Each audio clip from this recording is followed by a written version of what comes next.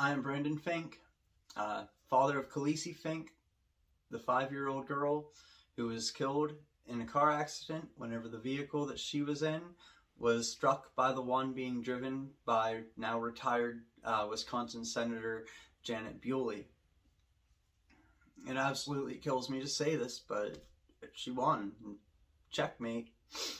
The story changes again. The missing failed toxicology being completely ignored. Her being on a freaking phone interview deemed non-distracting.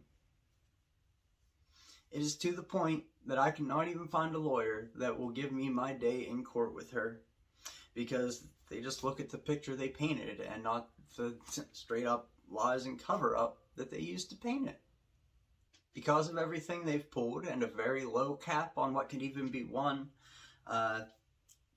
the investigators and specialists and all that kind of stuff that it would take to even start to fight this would cost much more than what could even be won on the case. Of course, I'm about the only one that cares more about justice than the money, so no one will take it. I can't even find somebody to stand there with me in court and give me that day. Of course, I have no idea how to start defending myself, and I have no way of getting the absolute ridiculous amount of money that it would, take to even start to fight this. I had to figure out how to live with myself after not being able to get a lick of justice for my little girl. There's no point in losing out completely, so I'm seeing what I can get. I'm sure I'll be made to sign something saying that I can pursue no further legal actions.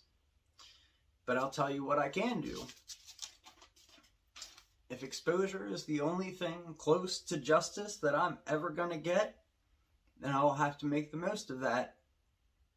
As painful as it is to sit here and do this stuff and tell this story again and again, I will continue telling my story to anyone that will listen about how a senator killed my baby in a car accident the day after eye surgery while on a distracting phone interview with mystery meds in their system. Accident happened, killed her, got out of the car, never shed a tear, bat an eyelash, just instantly started trying to downplay the situation to the people around and be buddy-buddy with the cops and officials that were around there. And thanks to a very crooked DA, they didn't have to spend even one night, one evening, one anything away from their families after completely destroying mine. I'll use what I can to promote my content in hopes that the future generations see the hard truths of how out of control this system is, and that they are inspired to do better.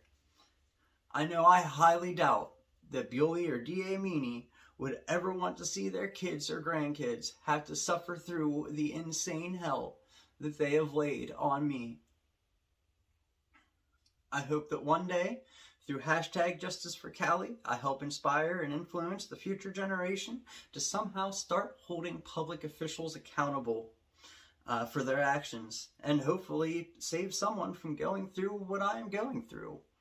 On top of that, I will be carrying on Khaleesi's legacy of smiles. My daughter, if you were upset around her and you were like here, she would come back to this room, it's her playroom, and she would put on a little costume and go stand right in front of you and start singing and dancing until you started smiling. And we actually started an art project together just for the purpose of making people smile and reminding them to be them silly selves. And so, it's pretty hard to find my own smile these days, but I'm going to continue trying to bring them to other people in her legacy and memory. Hashtag Justice for Callie. Please share whatever content you can. I'll put a link in the description so you can find me on the other socials and whatnot. And yeah, please, let's share this and just hope the next generation does better.